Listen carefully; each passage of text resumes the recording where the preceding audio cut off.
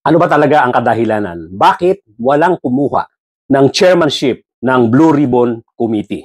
Ano bang meron dyan at maraming inalok na hindi tinanggap ang posisyon?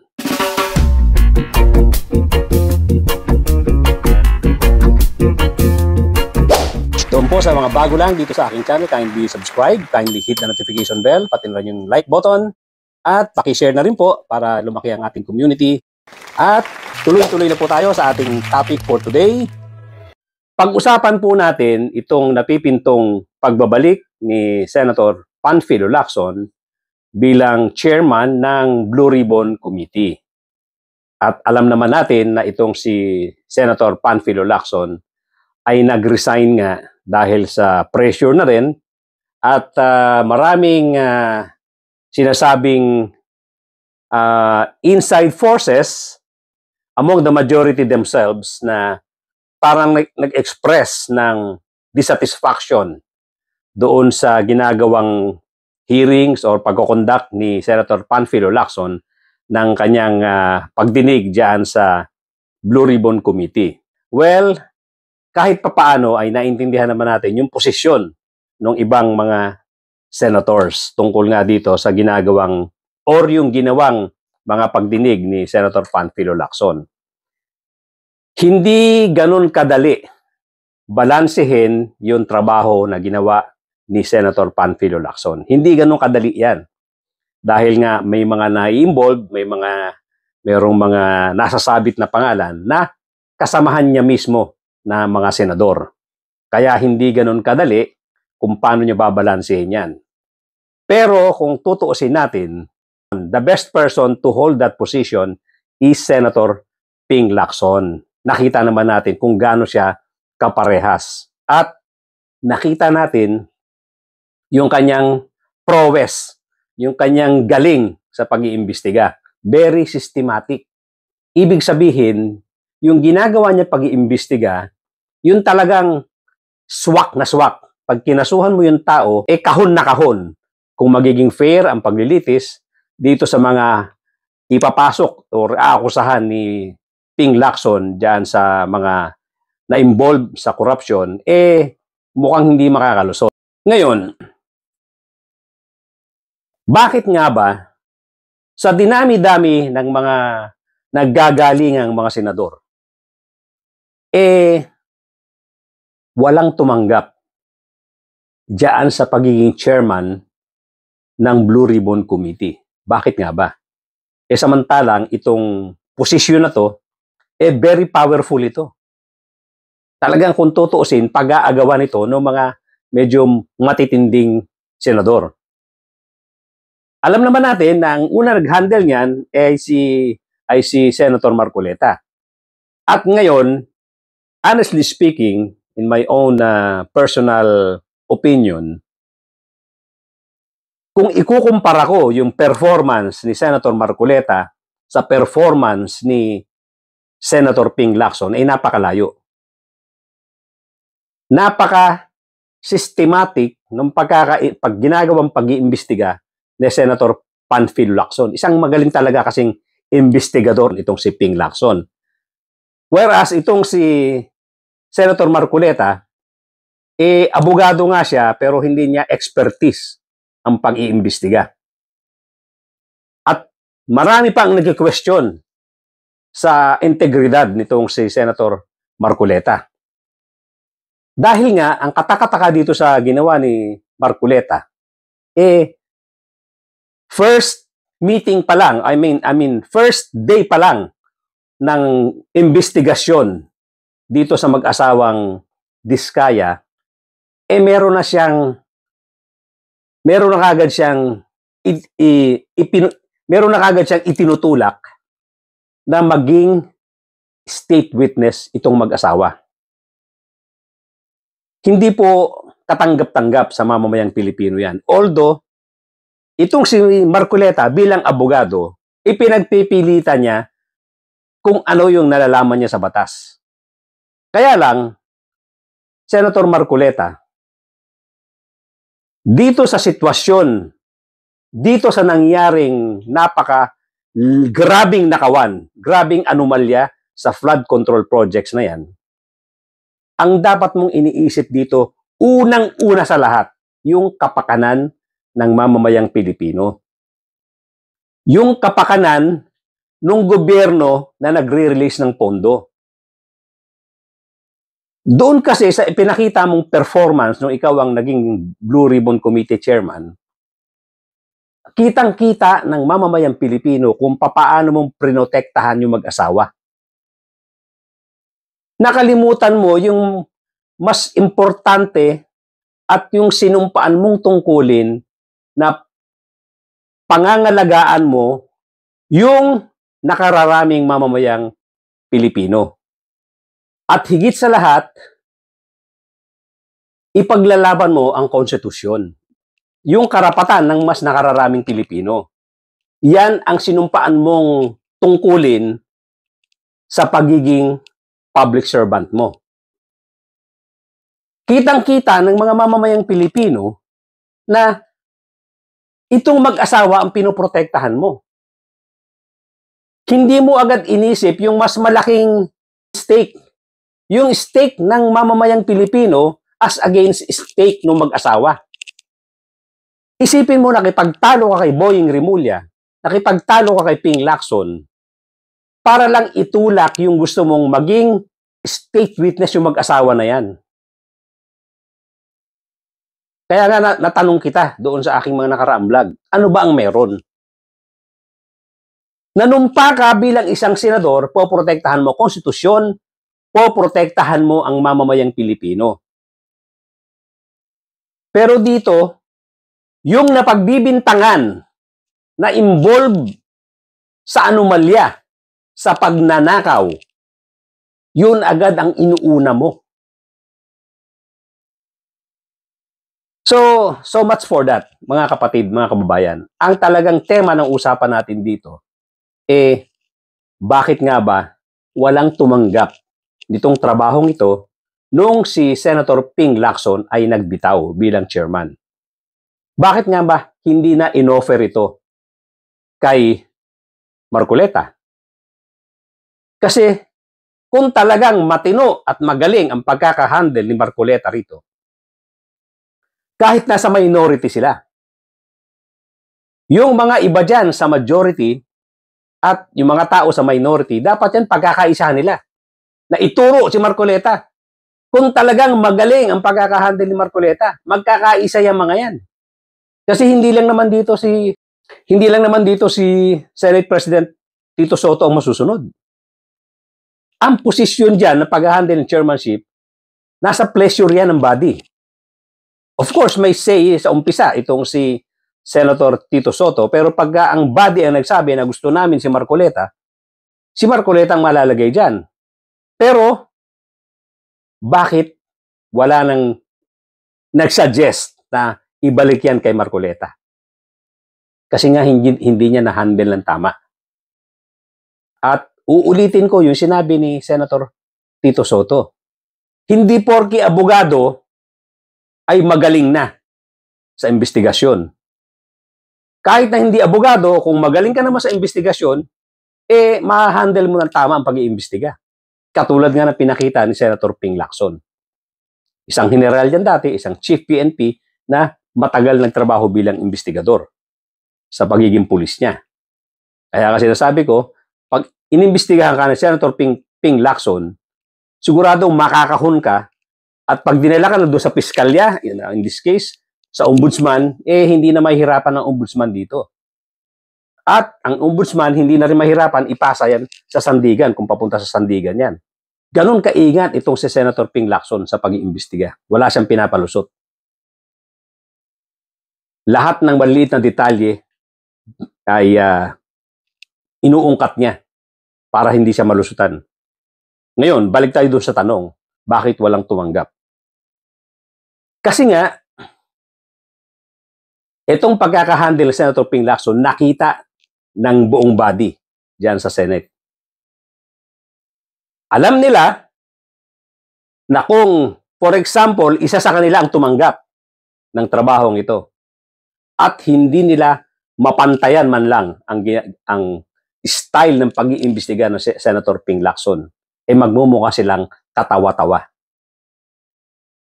Magmumukhang amateur ang Blue Ribbon Committee kung sila ang mag-handle niyan at wala silang skills, wala silang talent, wala silang experience sa pag-iimbestiga ng mga ganyang klaseng kaso, especially criminality. Yan po ang isang dahilan. Ayaw nila tanggapin ang trabaho na yan at baka sila magmukhang katawa-tawa. Kitang-kita ng taong bayan yan. Makikita ng taong bayan yan na katawa-tawa ang ginagawa nilang pag-iimbestiga kung makukumpara sila sa ginawang trabaho ni Senator Ping Lacson. So, isa yan sa matinding dahilan. Ano pa po ang isang matinding dahilan? Dito kasi, inuulit ko, yung sinabi ko kanina, ang mga naiimbestigahan dito kasama ang ilang mga senador. At yung mga na-declare na pangalan, baka madagdagan pa. Ang tanong, kung ikaw ba ay, for example, si JB Ejercito, ikaw ay si Erwin Tulfo, ikaw ay si Pia Cayetano, na tinanggap ang trabaho bilang chairman nitong Blue Ribbon Committee. Kaya mo bang gawin na imbestigahan ang kasamahan mo dyan nang walang kinikilingan, walang pakundangan, at walang kaibigan? Kaya nyo bang gawin yan? Kahit na itong si Alan Peter Cayetano. Kung si Alan Peter Cayetano, for example, ang tumanggap ng trabaho ng pagiging chairman ng Blue Ribbon Committee, sa tingin nyo ba magiging satisfactory ang magiging trabaho niya? Na wala siyang sisinuhin kahit na kasamahan niya, mga matagal niyang kaibigan, matagal niya lang kasama sa Senado, iimbestigahan niya ng walang pakundangan, iimbestigahan niya ng walang tinitingnang kaibigan or kapwa senador? Na ginagawa ngayon ni Senator Ping Lacson or ginawa ni Senator Ping Lacson nung mga nakaraang buwan. Walang kagatol-gatol yung mama. Nung binanggit ang pangalan nila Senator Joel Villanueva, Senator Chis Escudero, the former Senator Bong Revilla, Nancy Binay, walang kagatol-gatol yung mama. Sabi niya nga, we will go where the evidence leads us. Yun dapat. Kaya ito ang isang pinakamalaking dahilan kung bakit walang tumanggap ng trabaho na yan. Dahil kung ikaw yung nasa upuan nila, ni sila Senator Pia Cayetano, nila Erwin Tulfo, nitong sila Alan Peter Cayetano, nitong sila JB Ejercito, magngangangak kayo dyan, pero pag kayo na ang nakaupo dyan, maipapakita nyo ba sa taong bayan ang pagiging neutral ninyo? Maipapakita nyo ba ang galing ninyo sa pag-iimbestiga doon sa supposed crime na ginawa nung mga kasamahan nyo? Kaya nyo bang gawin yan sa harap ng publiko? Sa harap ng maraming kamera? Sa harap ng maraming reporter na nanonood dyan sa Senado? Kaya nyong ipakita ang pagiging neutral ninyo? Na gaya ng ginagawa na trabaho ni Senator Ping Lacson? I doubt it. I doubt it very much. Yan po ang malaking dahilan kung bakit walang tumanggap nitong trabaho na to. Dahil itong mga senador na to na hindi tumanggap nung trabaho na yan, nauumpisa na naman ni Senator Ping Lacson sa 14. Dahil naniniwala din sila. Ito, pakinggan nyo maigi to, ha? Naniniwala sila na yung mga pangalang binanggit dyan ng mga witnesses ay talagang may kasalanan. Di ba? Kasi, kung hindi sila naniniwalang may kasalanan itong mga binanggit na pangalan dyan, they will gladly accept the challenge of being the chairman of this committee. Kasi somehow, mailalabas nila yung katotohanan. Makakatulong sila, being the chairman, na mailabas yung katotohanan at lumabas yung katotohanan na walang kasalanan itong mga senador na to. Hindi ho ba? For example, ako yung nasa upuan ni Senator J.B. Ejercito or ni Alan Peter Cayetano. I would gladly accept the challenge to become the chairman of this Blue Ribbon Committee. Bakit? Kasi alam ko yung kakilala ko dito sa itong kaibigan ko na si Joel Villanueva, itong kaibigan ko na si Chis Escudero, itong half-brother ko na si Jingo Estrada, ay walang kasalanan. Itong gagawin kong paglilitis, kaya kong ilabas na itong mga ito ay walang kasalanan. Kaya walang dahilan para hindi ko tanggapin ang trabaho na yan kung ako ay naniniwala na yung mga senador na yan ay walang kasalanan. Hindi ba? So, ibig sabihin, ang conclusion ko rito, bukod doon sa dalawang binanggit ko na dahilan kung bakit ayaw nila tanggapin itong trabaho na to, unang-una nga, mapagtatawanan ka kung ikukumpara ka dito sa ginawang style ng pag-iimbestiga. Very systematic na investigasyon na ginawa ni Senator Panfilo Lacson as compared to the performance of Senator Marcoleta na halatang-halata na para siyang nag-abogado lang kay Diskaya. Hindi tayo nakakita na pinagtatanggol niya yung argabyado na mamamayang Pilipino. Argabyado yung konstitusyon. At hindi niya na-defend, hindi niya na ipakita yung pinanumpaan niya yung pinanumpaan niya diyan sa pagiging public servant niya. Hindi niya na ipakita yon. Ang pinakita niya rito, kaya kong palusutin na maging state witness itong mag-asawa. Di ba? So bukod nga dyan, sa mga dahilan na sinabi ko, ang hirap tanggapin ng trabaho na to kung naniniwala ka na yung mga kapwa mo senador ay may kasalanan. Kasi wala namang dahilan para banggitin ka ng mga witnesses na yan. Nila Bryce Hernandez, Mendoza, at nung ni Engineer Alcantara, at nung Yusek Bernardo. Ano ang motibo nila para banggitin ang mga pangalan ng mga senador na to kung talagang wala naman sa involvement? Para-pareho naman sila nakinabang dyan. Di dapat pare-pareho siyang lulusot, di ba? Kung talagang walang mga kasalanan lahat yan. Ang daling sabihin na wala ho naman talagang kasalanan yung mga senador na yan. Kami lang. Di ba? Kasi madidiin na rin naman sila. Whether you like it or not, whether they like it or not, kahit na ituro nila ang mga senador o hindi na ituro, sabit na rin sila Kaya lang, mas mahirap magsinungaling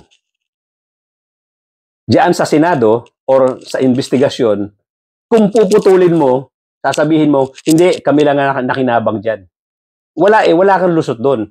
Hindi ka panipaniwala na the buck stops with you. Titigil na lang yung investigasyon sa inyo. Hanggang doon na lang. Hindi po pwede. Kasi, ang mga proponent, yung nag-a-approve ng budget, hindi po pwedeng walang pakinabang dyan. Alam na alam yan ng sambayan ng Pilipino. Alam na alam yan ng kapwa nyo senador. Alam na alam yan ni Senator Ping Lacson. Alam na alam yan ni Senator Tito Soto. Kaya imposible na tanggapin ang testimony ninyo na sasabihin nyo, hindi, kami lang may kasalanan dyan. Hindi ganun kasi yung budget nanggaling sa taas, nanggaling sa mga senador, nanggaling sa Senado, nanggaling sa House of representatives. So ngayon, uulitin ko.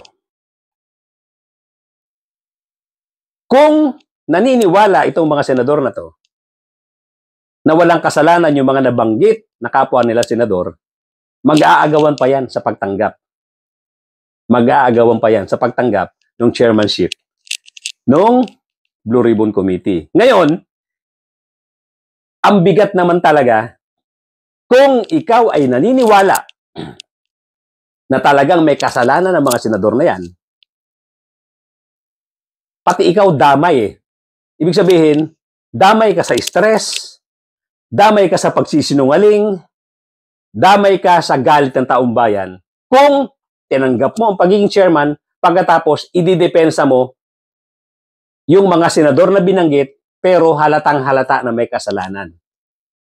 Malaking problema yan. Kaya nga, again mga kapatid, mga kababayan, hindi nila tinanggap yan dahil sila ay naniniwala na ang mga senador na yan na sumasabit ang mga pangalan according doon sa mga witnesses, naniniwala silang may kasalanan. Yun po ang pinakamatinding dahilan. Yun po ang pinakamatinding dahilan. Kaya bantayan na lang po natin itong gagawin ni Senator Ping Lacson na November 14 ay mag-uumpisa naman siya ng bagong investigasyon at meron nga siyang sinasabi na isang VIP na mas marami pa daw alam at may mga bagong pangalan pang sasabihin. Very exciting to dahil hindi tayo excited dahil nalalaman natin na nananakaw yung pondo ng mamamayan, yung pondo ng gobyerno. Excited tayo kasi nga lumalabas ang katotohanan. Na-uncover natin na napakalaki talaga ng problema ng gobyerno sa nakawan ng budget. Dito sa anomalya ng flood control project at iba pang mga proyekto ng infrastructure. Kaya bantayan po natin. Tulungan po natin na sana magtuloy-tuloy itong si Senator Ping Lacson dito sa paghahawak niya sa Blue Ribbon Committee at sana naman itong mga senador na to na supportive na kayo or supportive na sila kay Senator Ping Lacson ay suportahan na rin natin itong leadership ni Senator Tito Soto para tuloy-tuloy na rin itong gagawing pag-iimbestiga ni Senator Ping Lacson at hindi magkakaroon ng reshuffle sa mga positions. Dahil kung mangyayari po yan, mapalitan ang leadership ng Senado, mapapalitan na naman itong si Senator Ping Lacson, argabyado tayong mga mamamayang Pilipino kung ang katulad na naman ni Marcoleta ang mag-handle ng Blue Ribbon Committee na yan at kitang-kita naman natin, ipinagtanggol lang ni Marcoleta itong mag-asawa. Hindi niya inuna sa isip niya yung kapakanan ng mamamayang Pilipino. Hanggang dito na lang po muna mga kapatid, mga kababayan. Thank you so much for joining me today. Sana po sa mga bago lang sa aking channel, kindly subscribe, kindly hit the notification bell, pati rin po yung like button. Malaking tulong po ang subscription ninyo, lalo't mga bago lang kayo sa aking channel, para mag-grow naman itong ating munting channel. Thank you so much at paki-share po natin itong ating video, mag-comment po tayo para makarating sa mga dapat sa mga kinaukulan, yung ating mga hinaing, ang ating mga in-express na ideas tungkol dito sa mga nangyayari sa ating bansa. Once again, thank you so much ladies and gentlemen at mga kapatid, mga kababayan. Magkita-kita po tayo muli.